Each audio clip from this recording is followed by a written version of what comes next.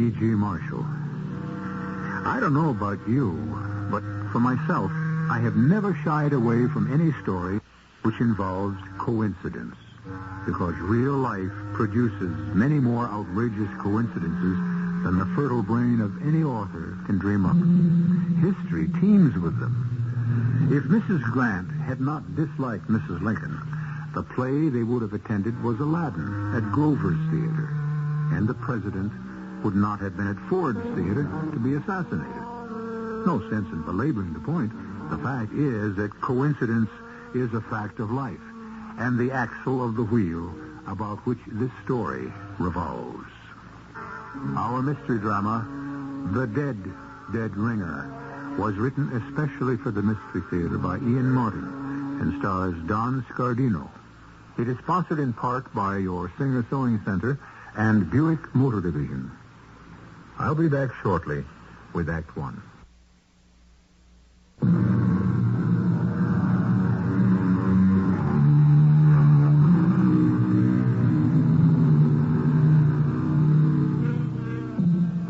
It is said that every snowflake under a microscope has a different pattern. That there is no such thing as a perfect pair of matching diamonds. That each ant differs from his fellow ant. And that, with the exception of identical twins, no two human beings can be born alike. It may be true. You may like to believe that. After all, we like to think of ourselves as individuals. But suppose, just suppose, that it is not true. Somewhere, every man has a perfect double. Bring them together, the man and his double, and you have the perfect coincidence.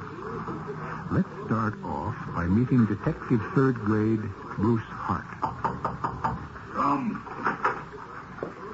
You sent for me, Captain? Yeah, Bruce, come on in. Close the door. Am I on the carpet?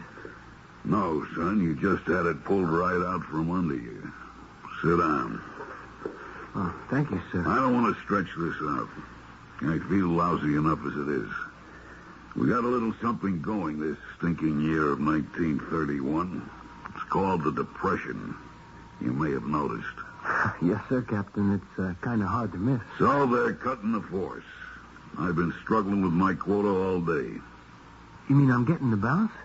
My hands are tied. For my money, still wet behind the ears, you're the best man I got on my squad. I hate to lose you. Do I turn in my badge and gun right now, sir? No, I got a little assignment to take some of the sting out, if you want to take it. What is it, Captain? Mario Procacci. The Persuader? Yeah, only he ain't doing much persuading now they got him behind bars. Except even in a maximum security prison like Sing Sing, he's still running connections. So he's going to be moved. Where? The island. Alcatraz? Yeah. Someone's got to see he gets there safe. You want the job? Darn right. I figured it was the least I could do. You'll get travel pay, per diem, and a couple of weeks left over after you make the delivery. No hurry to get back. Take your time. Maybe. Maybe what, sir? Maybe there'll be some changes. Something will open up. Who am I kidding? The whole country's going down the drain. I'll be lucky if I've got a desk to call my own by then. Good luck, son. I was looking forward to a long association with you. You'd have made one hell of a cop.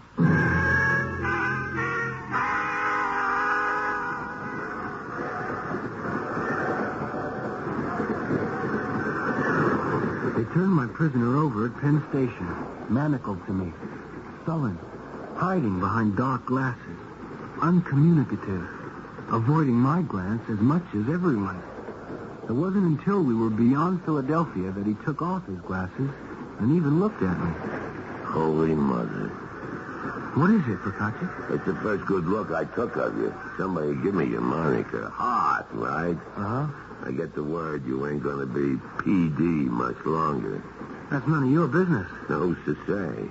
Could be. What do you want? The keys to the cuffs and what's my take? I ain't that crude. I know I ain't gonna beat this rap, so I just sit it out. What are you after, Mario? Oh, I don't know. Just the, what do you call it? The coincidence is so wild. What coincidence? You, the spitting image. I seen lookalikes, but you. I never seen such a resemblance. To whom? Howie Marsden. He one of the boys? Think you kidding? Howie's like one of the 400 or like that. Uh-huh. Friend of yours? I know him. I know lots of guys in the right places. You got something on him? No, they like that. This is social. Look, everybody wants to make me some kind of monster. I'm just a businessman like anyone else. Oh, my heart bleeds for you. You just picked the wrong business. What's so bad about booze? Under prohibition, the amount of guys who lose their lives trying to run it and cheat Uncle Sam out of revenue. Look, how'd you like to argue about, say, $100 grand? To let you fly the coop? Something like that. Who's the pay man? You could talk to Howie. This Howard Marsden? Yeah. One of the 400 best families? So? He wants to give me 100,000 green ones. He might. To spring you? Could be. No dice. Okay. Can't blame the guy for trying. And how do we sleep in this here drawing room, hands tied together, I'll show you, lover. No sweat. The only thing burns me is you get the lower bunk. How come? Because you get chained to the inside, snug and tight and below me, where you can't try anything fancy while I sleep.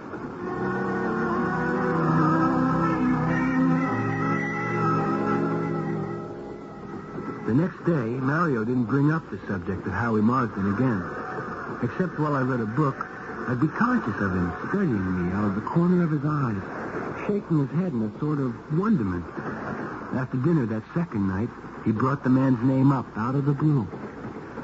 I met him back in 27, like. You met who? Howie Marsden. That's funny. I don't see you mingling with the 400. It was on account of my daughter. And she was going to this real ritzy college.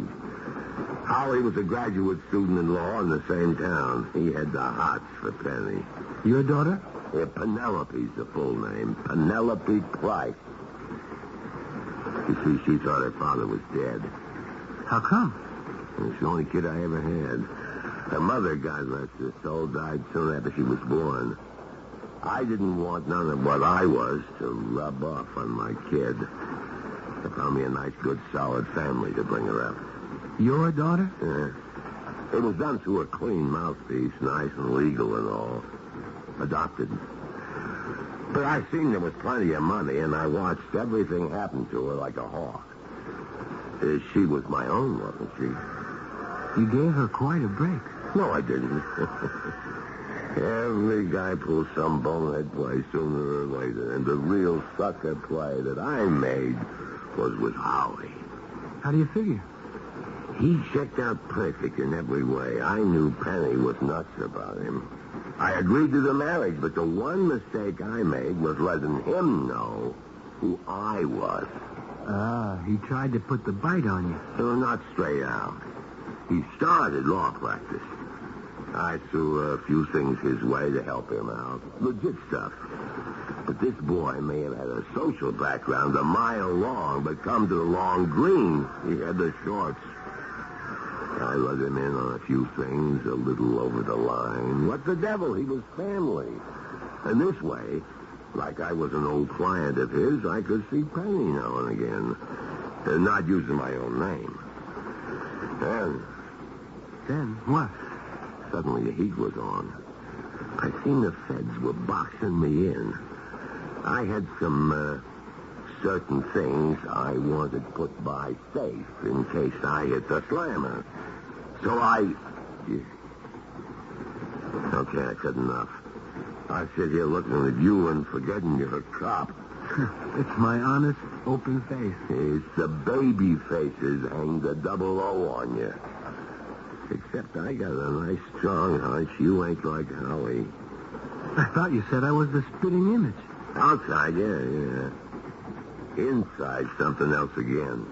Why? You think he's slipping you the double cross? Look, Hart. That's the handle, right? That's the handle. I want you to do me a favor. All I want you to do is to take my son-in-law a little message from me. 5 C's. No go. I'll make it a G, 1,000. I don't remember you carrying that kind of lettuce on you when we boarded the train. And don't make jokes. I ain't got it, but I'll send you in San Fran where you'll get it. Now, this is all clean. I'll give you the message, my word. You can see there's no harm in it. And it's to protect my daughter. You're wasting your time. You read that folder you're carrying on me, didn't you? Cover to cover. Reads like a bestseller. And you know what I'm carrying inside my chest. The medics laid it out. A real bum ticker. I may never get off that island we're headed for. Now, Hard, give me a break. No. Give my kid a break, would you? I swear you can't get hurt. Okay. What's the message? Just remember, you can be replaced. That's all? That's all. Look, what's the catch? Why me? Why pay all that dough? And any of your boys could get the same word to him and throw a hell of a lot bigger scare into him than I could. Oh, no, buddy. That's the whole point. That's just the point. I don't get it. You will. When you see Howard Marston.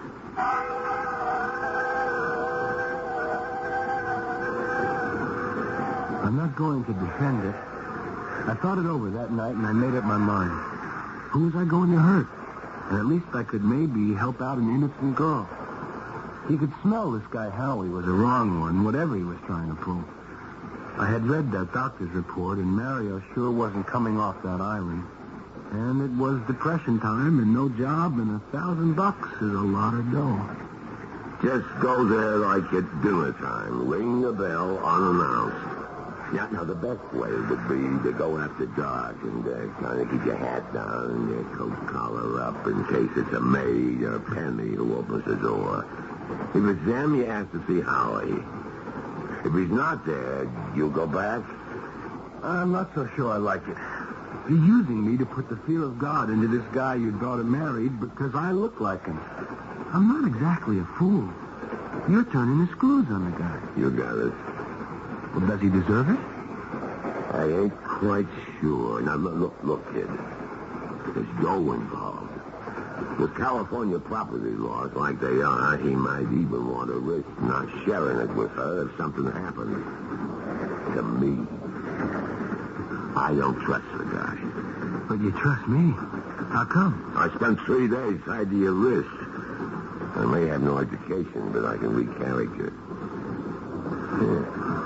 Train's falling down. We're almost there. Now, let's put it on the table. I know better than anyone I'm dying. Up the ante all you want, but give me what may be my last chance to protect my kid.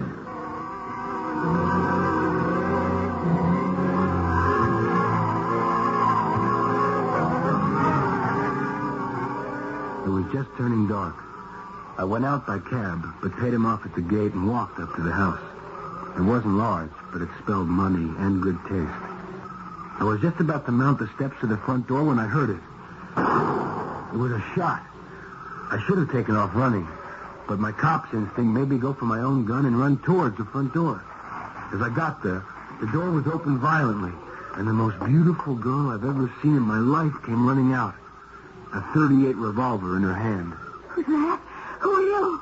Police? Yeah, police. Oh, thank the Lord. Oh, help me. Please help me. Just drop the gun. The gun? Oh, yes. Who fired that shot? Oh, I did. Sort of. I mean, my husband, he... Good Lord. Howie. I didn't shoot you. You're all right. Oh, how could you... Oh...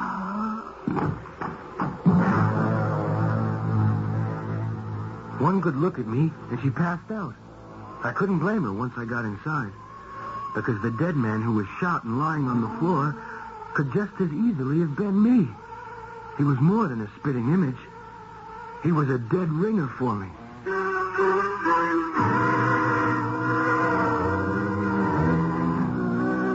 I promised you coincidence, and here we have it with a vengeance.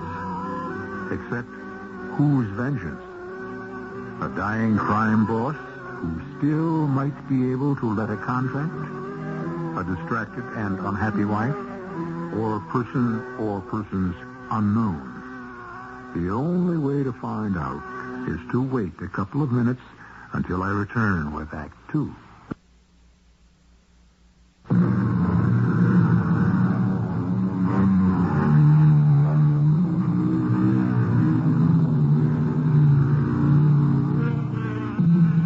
Let me see now. Where were we?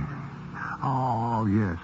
A beautiful young woman with a gun practically still smoking in her hand, not unsurprisingly fainting as she is caught in seeming flight, particularly since the man who has caught her is, one, a policeman, and two, as close in looks to her dead husband as an identical twin. One further note before we turn this story back to the protagonists, or antagonists, as the case may be. The room in which the dead man lies, as indeed we will later discover the whole house, is an utter shambles. It has been searched desperately for something. Here, Penny, drink this. Oh, no. It's okay. It's just some brandy I dug up. It'll clear your head.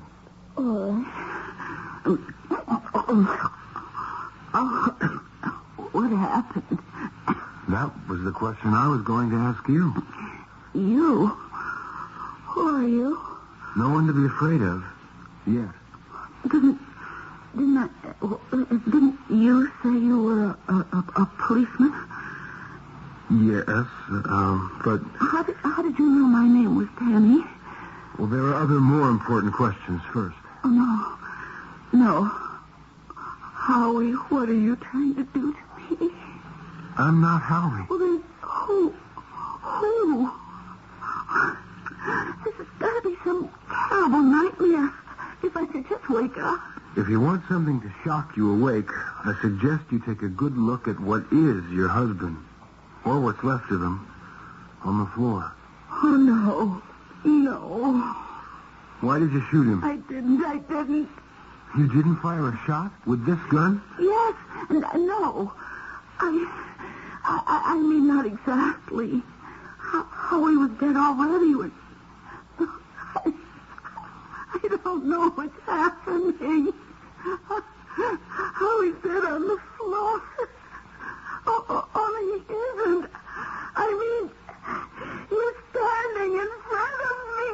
My name is Detective Bruce Hart. I am not your husband, although I look enough like him to be. Are you going to arrest me? No, I'm not local police. I came here to bring a message to your husband and stumbled on this by accident. When you met me at the door, you had this gun in your hand. It had just been fired. That's right. He made me. Who? I don't know. We ought to call the police. Have you called them? No, I haven't had a chance. And how would it look if I did? They'd arrest me for murder, wouldn't they? I don't know. Some things are out of kilter. It doesn't all jibe. I don't understand. Your husband, Howard Marsden, the man on the floor. Yes? The bullet I heard fired couldn't have killed him. How do you know? Well, there was another bullet fired from this gun. I can't vouch that that was the one that did kill him. I can only tell you that when the second bullet was fired from this gun, Howard Marsden had been dead. You said he made you fire it. What does that mean? Couldn't we just get out of this room? It makes me sick. Okay, but we haven't much time. Lead the way, Mrs. Marsden. I still don't understand how you know me. This is the kitchen. Looks like a cyclone hit this as well as your living room. And I'll take a long bet, the whole house. Yes. You grab a chair. Sit down and tell me fast what happened. Well, Howard hasn't been living here for quite a while. This evening, I was out visiting a friend. Boyfriend? A man I know. He's a lawyer. Well, which were you visiting him as? Friend or lawyer? Both. And while I was with him, there was a phone call from Howard. He what? Well, I don't know if I should be talking to you. Mrs. Marsden, I'll level with you. I really am a detective. I had a valid reason for being here tonight. I think I'm probably the only person in the world who can really help you. But first, I have to know your whole story. It's a gamble. You want to trust me? Okay. It was Howard's voice on the phone.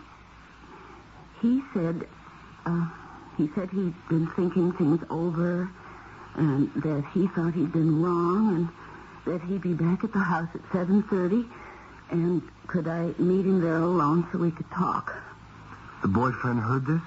My lawyer. Yes.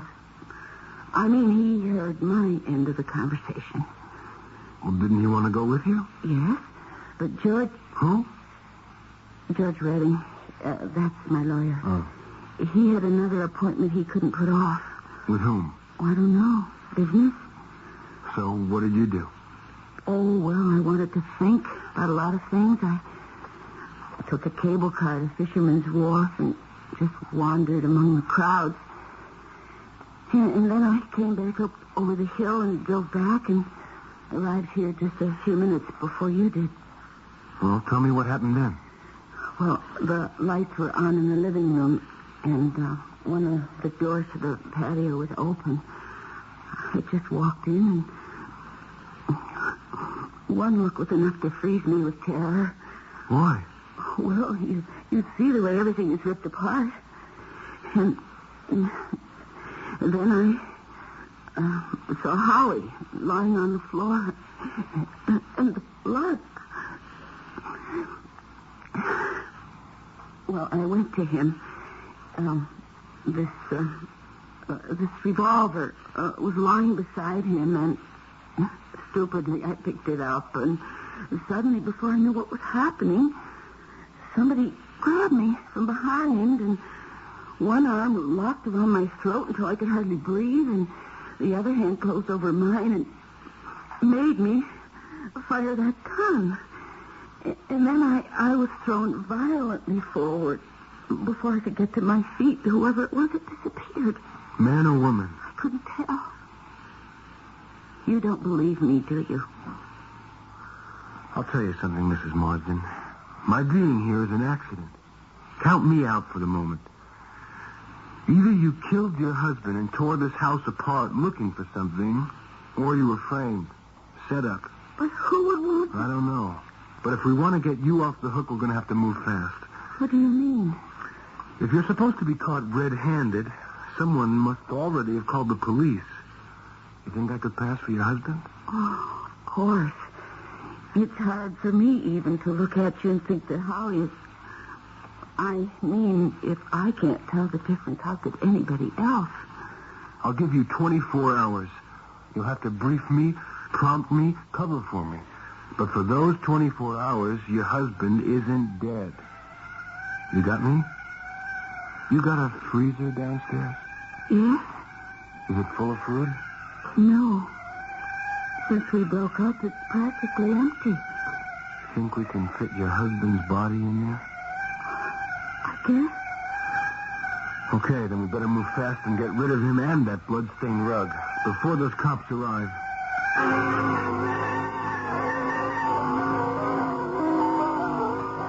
We barely had time to dispose of the late Mr. Marsden and get our story straight. That I was really Mr. Marsden and not just a stand-in for the corpse. Then the police were there. And after some milling and jockeying about, Penny and I were alone with a Lieutenant Roper. And you say you have no idea what the perpetrator was looking for, Mr. Marsden? Not the slightest. You figure they found what it was? I mean, is there anything missing, Mrs. Marsden? I don't think so. I haven't had time to check. Well, if you should find anything missing, or that the guy might have been looking for, You could let me know at the department. Yes, I'll do that. And maybe if nothing turns up, I would like to check back here with you by tomorrow night. I'll have to take the gun that was fired, but I can arrange to leave you another for protection if you want. I think Penny ought to have one. Just one question. You're certain that neither of you caught even a glimpse of the perpetrator? I didn't. Nor I. So neither of you know whether it was a man or a woman even? That's right. Yes. Okay. Well, I'll arrange about the gun and leave you alone, Mr. and Mrs. Marsden. I was surprised at the weight of the gun he left with us. A big, heavy .45 that looked like was surplus. But I was glad he didn't ask too many questions.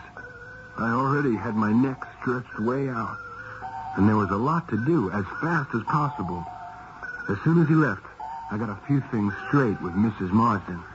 Under the circumstances, wouldn't it be easier to just call me Penny? Okay. And my name's Bruce. Penny, for starters, a big question. How do you know it is? How do I know what? How do you know my name is Bruce? Oh. How do you know I'm not the guy who ripped up the house? The guy who made you fire the gun? Oh, well, I don't know. I haven't thought about it. Everything's been so... What are you doing here anyway? As it happened, I came to bring your husband a message. Oh, from whom? Your father. But my father's dead. Not your real one. But that's going to have to wait. If you're worried about me, you have a gun for protection. Well, I don't know why, but I'm not worried about you. Okay. Put it, I'm worried. I'm way out on a limb unless we can figure out who really killed your husband. So first off, what was the person looking for? I don't know. I have no idea. Would your boyfriend know? He's not my boyfriend. He only wants to be.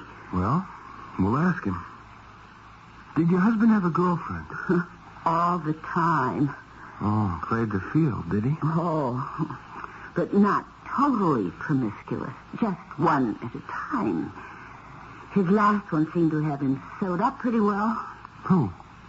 Honey Child Cox. Well, you should pardon the expression, the stripper? Mm-hmm. The first thing has to be what they were looking for. It's still got to be there. How do you know? Because if it had been found, the damage would have stopped. It didn't. So that means it wasn't found. Whoever was looking was thorough, which means it isn't here, or else Howie was one smart cookie. Let's see if we can be smarter.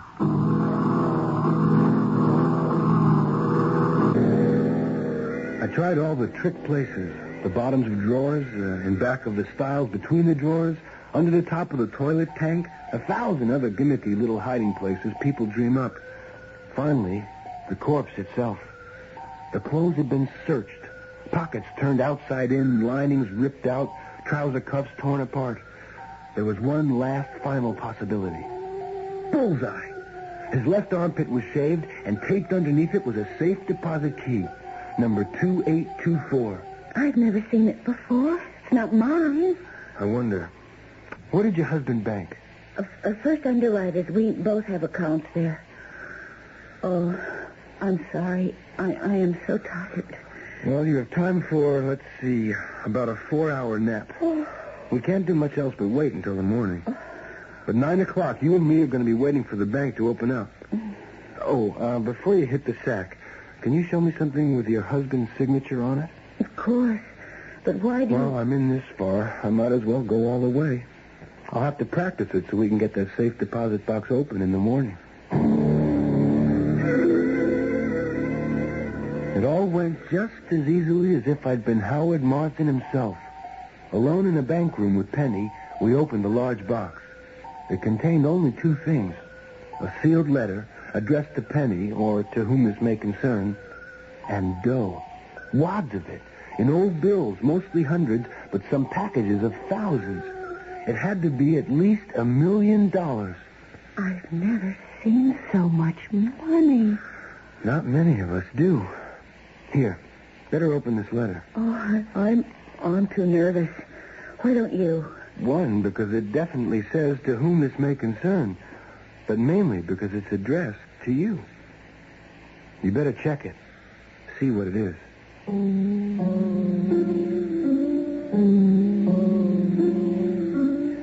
If, as Bruce suspects, there is $1 million in currency, that's a nice, healthy motive for murder. But whose money is it? Where does it come from? And does the note tell who it is intended for?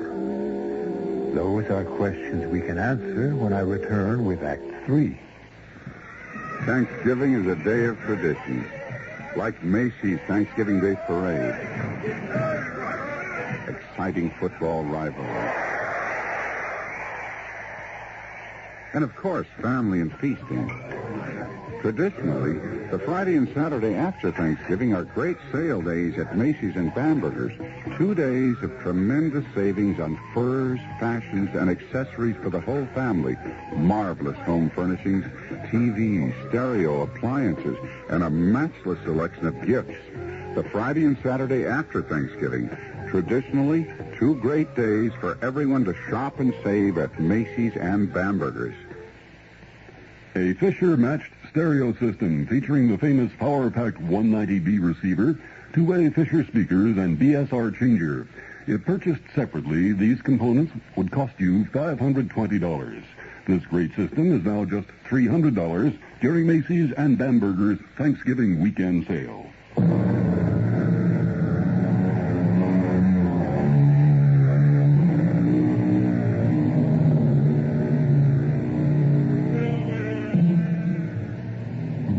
Proved to be incredibly accurate in his guess.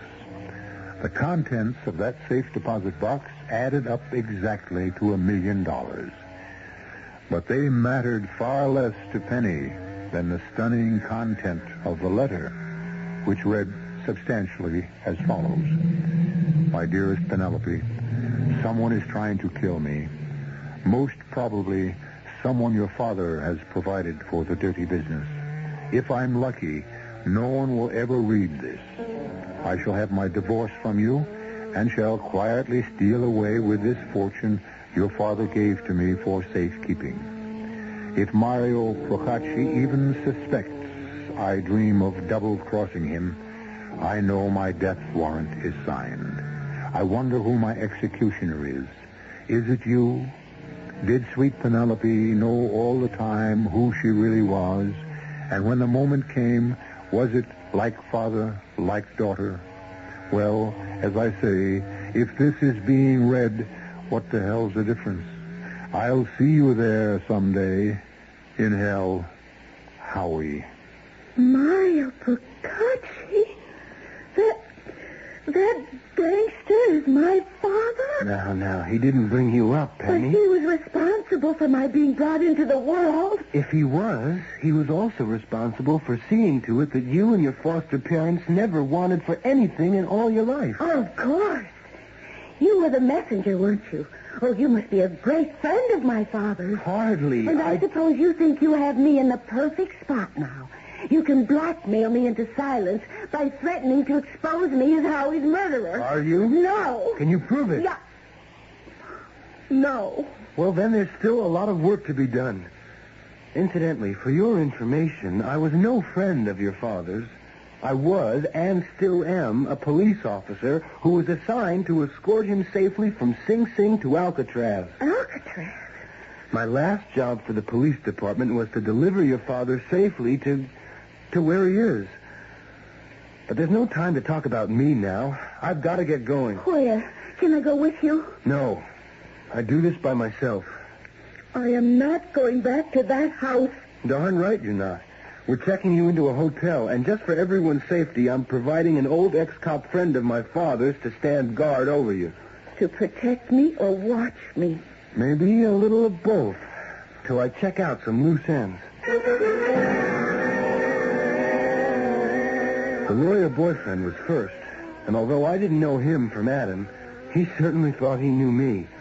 Mr. George Redding, attorney, just as obviously didn't like who he thought I was. Why should I tell you, Howie, where I was between 5:30 and 7:30 last night?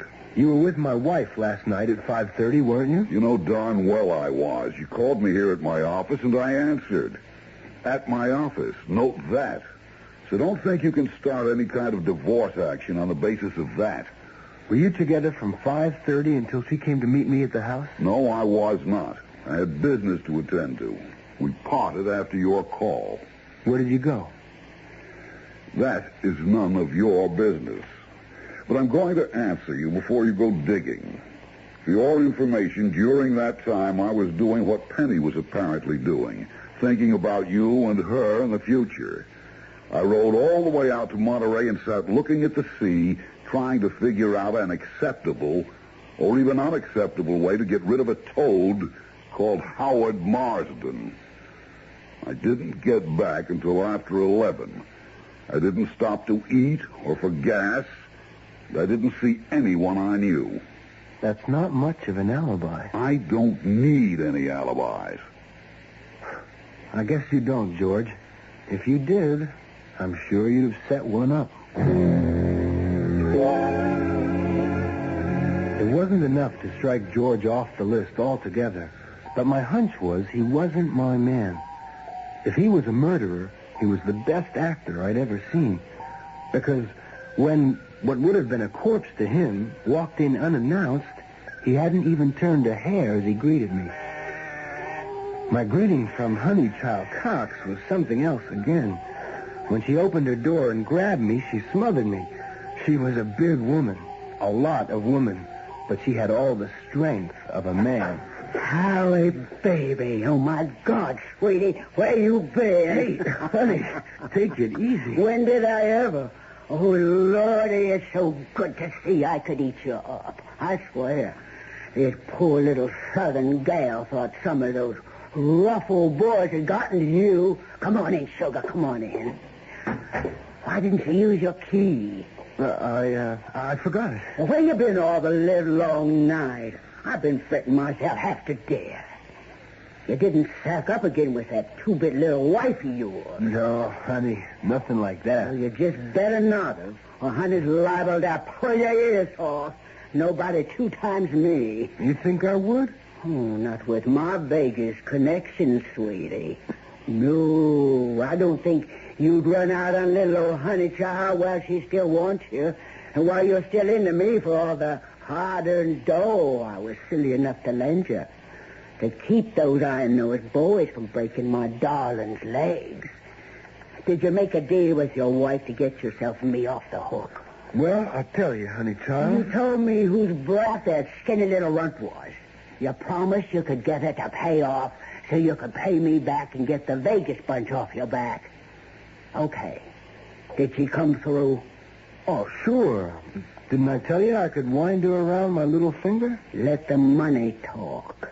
Well, I will, in a moment. Hey, where were you last night from 5:30 on so that I couldn't reach you? Why? Did you call? Sure, but I couldn't get any answer. Well, that's because I was beat after my last performance. I figured I wouldn't see you till around about midnight, so I took some pills and I slept me practically around the clock. You were all alone? Didn't go out? Baby, would I cheat on you?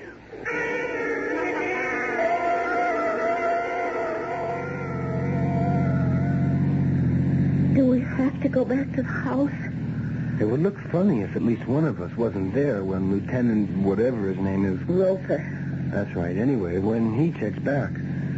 Besides, there's the little matter of your husband's body. Oh, don't, please. The impression I've been getting around is that he was a gambling, cheating Welsher. Are you all that sorry to see him dead? I'm sorry to see anyone dead. Are you, Penny? Or is that just as phony a mask as Honeychild's southern accent? What do you mean?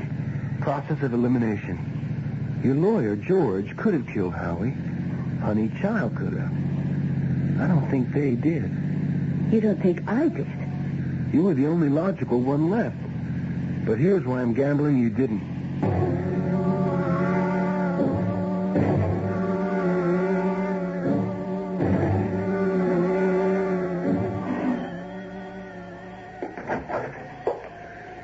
Mr. Marsden. I said I'd drop back tonight.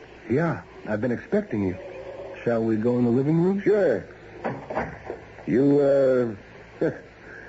You've been a pretty busy guy today. Really? How come? Well, like when I'm following up a case, it's always a surprise to find someone going before me. How? George Redding, Honeychild Cox. In the connection with the attempted robbery or whatever here, I followed them up as leads. And I kept an eye on the bank. I'm not surprised. And, why not just call me Howie? Why? Well, like you said, you know me. We alone? Darn right. What's the gun for, Howie? The one you were stupid enough to give me. The protection. The one that looks something like this? That's right. Now, who the devil are you anyway? Where's Howie? What did you do with him? After you killed him? Okay, you want me to say it? Sure. After I killed him. To try to frame his wife. Why not? He swore the safe deposit key was at the house. I made him call Penny, then we drove there. When we got in, he tried to jump me, and I killed him by accident. It didn't matter. I was going to anyway once I had the key. You knew about the money Howard had hidden for Mario? I was part of the whole setup. I knew Mario had his stake put away. I got overextended. My payoffs were gone with Mario in jail. So I had a ready-made situation to set up a pigeon and get away with murder. That's smart. Only you couldn't find the key. I had you to do that for me. Now, what did you do with Howie? He's in the freezer. No good. It doesn't matter. What do you mean? I can dump Howie's body. And we'll just do it all over again with you doubling for him. The guns are all set up. Yes. But you're not afraid I might fire this one first? You think you stand a chance? It's loaded with blanks. Very clever. Only this time, how do you get Penny's fingerprints on the murder gun as cleverly as you did the last time? I'll figure that out. I'll say goodbye, smart stuff. You're about to take a long ride. This is a gun, Lieutenant, and it doesn't have blanks. Don't even blink, or I fire. And the gun I've been holding has been reloaded. It's just as lethal. 2-1. As a payoff cop who always knew the odds, why fight him when they're against you?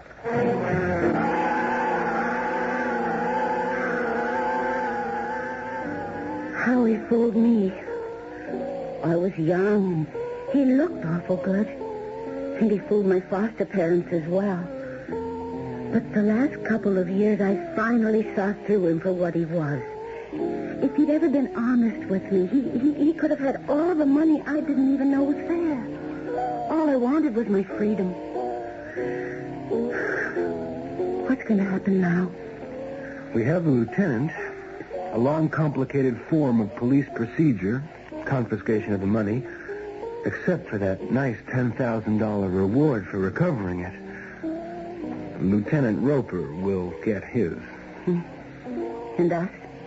We'll both try, as best we can, to start new lives, I guess.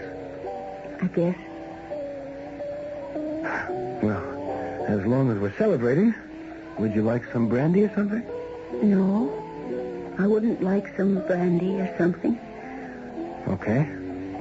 What I might like is the message my father sent to Howie that was supposed to save me. Nothing. Just a warning. Quote, just remember, you can be replaced. Unquote. That's the exact message.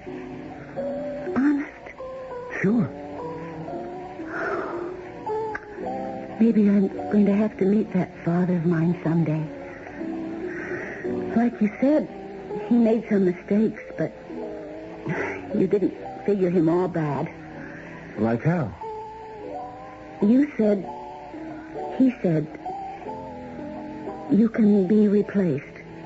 That was it. Well, maybe he was smarter than both of us, Bruce. Considering who you are and what you are and all, couldn't he have stumbled on the truth?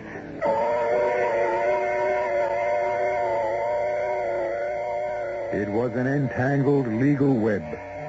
Lieutenant Roper was tried for murder and found guilty on an interesting technicality. The murder gun, which he had recovered, was discovered to have been wiped clean of any fingerprints, and on this basis was eventually traced to have been purchased by him. The money in the safe deposit box was identified by the accident of one bundle of bills as part of a bank robbery and was returned to the bank with the reward paid to Bruce Hart. All's well that ends well. How better to climax a story? I'll be back shortly.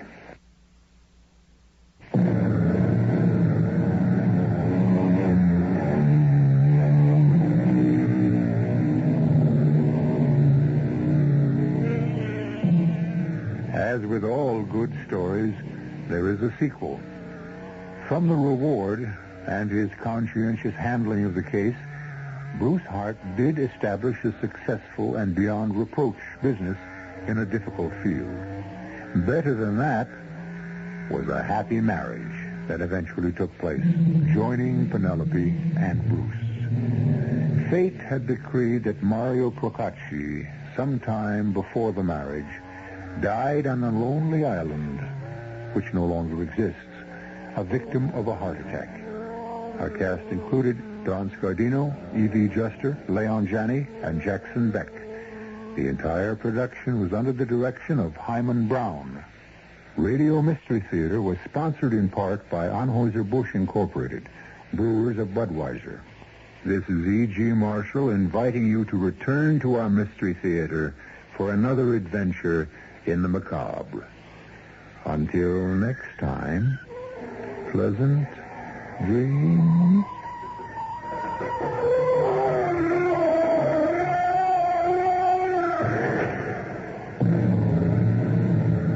The preceding program was furnished by CBS Radio. Your dial is set for news with John Scott. WR New York and RKO General Station. Police locate 2 bombs in jet at Miami Airport shortly before the plane was to take off. Texan John Connolly says he might run for the presidency on a third-party ticket. Holiday traffic death toll in New York State stands at 4. It's 50 degrees and partly cloudy mid-Manhattan. The man says mostly clear tonight, the low from 35 to 40. Sunny and mild tomorrow, the high in the middle 50s. This is John Scott with the 8 o'clock edition of the news. What probably would have been almost certain death for all aboard a Bahamas Air jetliner was averted today when first an airline employee and then specially trained police dogs found 2 bombs aboard a plane at Miami International Airport. No one was hurt, and the bombs were disarmed safely before the plane eventually made its scheduled flight to Nassau in the Bahamas with more than 40 persons on board. Authorities said that a man identifying himself as Ernesto of an organization known as Cuban Power 76 had called a warning about the bombs to a Miami wire service office. WOR's Roger Skibinis asked Dade County, Florida Public Safety spokesman Ralph Page why the Cuban Power 76 group had selected the Bahamian airliner as the target for their bombs. Apparently, according again to the caller, it was in protest over or involved the issue of lobster rights in the Bahamas. There has been a Cuban exile fishermen have been expelled from the Bahamas by the Bahamian government, and that's